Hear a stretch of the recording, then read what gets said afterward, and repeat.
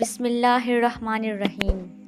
السلام علیکم محترم ناظرین، آج ہم کائنات کے اس مقام پر آتے ہیں جہاں رب کائنات نے انسان کی تخلیق کا آغاز کیا۔ یہ کہانی صرف مٹی سے انسان بننے کی نہیں، بلکہ نور و روح کی، علم و معرفت کی اور سجدوں کے امتحان کی کہانی ہے۔ مٹی کا انتخاب۔ جب اللہ نے ارادہ فرمایا کہ زمین پر اپنا خلیفہ پیدا کرے تو اس نے جبرائیل علیہ السلام کو حکم دیا، جا زمین سے کچھ مٹی لے آ۔ جبرائیل گئے۔ زمین نے عرض کی، اے جبرائیل، مجھ سے مٹی نہ لے، اس مٹی سے ایسی مخلوق بنے گی جو گناہ کرے گی، خون بہائے گی اور فساد پھیلائے گی۔ جبرائیل واپس لوٹ آئے، پھر میکائیل بھیجے گئے۔ زمین نے ان سے بھی فریاد کی، وہ بھی خالی واپس آ گئے۔ پھر اسرافیل گئے۔ زمین نے ان سے بھی عہد لیا کہ کچھ نہ لو۔ آخر میں عزرائیل ملک الموت کو بھیجا۔ زمین نے ان سے بھی فریاد کی، لیکن عزرائیل نے کہا، میں اللہ کا حکم ٹال نہیں سکتا۔ یوں انہوں نے مختلف جگہوں سے مٹی لی، سفید، سرخ، سیاہ۔ اسی لیے انسان بھی کبھی نرم دل ہے، کبھی سخت دل، کبھی نیک، کبھی سرکش۔ فرشتوں کا اعتراض۔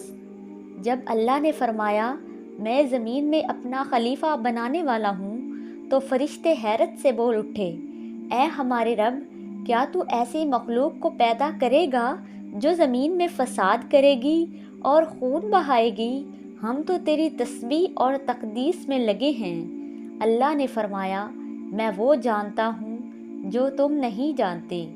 یہ اعلان دراصل اس راز کی طرف اشارہ تھا کہ انسان کی تخلیق میں نور محمد صلی اللہ علیہ وسلم، ولایت علی، عصمت فاطمہ اور اولاد طاہرین کا سلسلہ چھپا ہے جسے فرشتے نہ جانتے تھے۔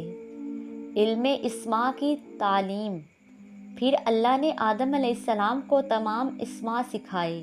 یہ اسماء صرف عام الفاظ نہیں تھے، بلکہ انبیاء اور اولیاء کے اسماء، اور سب سے بڑھ کر محمد، علی، فاطمہ، حسن، حسین کے اسماء تھے۔ جب آدم علیہ السلام نے ان اسماء کو پڑھا تو ان کے نور سے آسمان جگمگانے لگا، اور فرشتوں پر آشکار ہوا کہ یہ وہی اسماء ہیں جن کے صدقے کائنات تخلیق ہوئی۔ اللہ نے فرشتوں سے کہا، اگر تم سچے ہو تو ان اسماء کے حقائق بتاؤ۔ فرشتے عاجز ہو گئے اور بولے، اے ہمارے رب، ہمیں تو وہی علم ہے جو تو نے عطا کیا۔ یوں اللہ نے فرشتوں پر آدم علیہ السلام کی برتری ثابت کر دی۔ سجدہ فرشتگان۔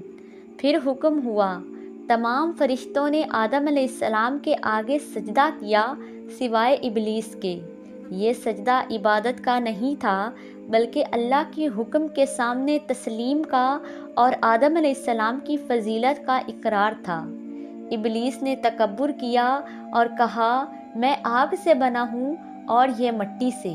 یوں وہ مردود و ملعون ٹھہرا۔ دراصل ابلیس کا اعتراض صرف آدم علیہ السلام پر نہیں تھا، بلکہ ان انوار مقدسہ پر بھی تھا جو آدم علیہ السلام کی پشت میں ودیعت کیے گئے تھے۔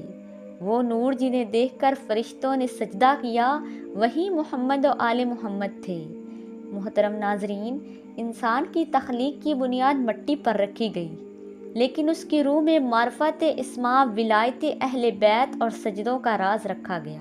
یہ کہانی ہمیں یاد دلاتی ہے کہ انسان صرف خاک نہیں، بلکہ وہ خلیفۃ اللہ ہے، بشرط یہ کہ وہ اپنے اندر ودیعت شدہ امانت کو پہچانے۔ اے ہمارے رب، ہمیں بھی ان اسماء کے صدقے وہ معرفت عطا فرما جو آدم علیہ السلام کو ملی، اور ہمیں وہیں جھکنے والا دل دے جو فرشتوں نے پایا، اور ہمیں شیطان کے تکبر سے بچا لے۔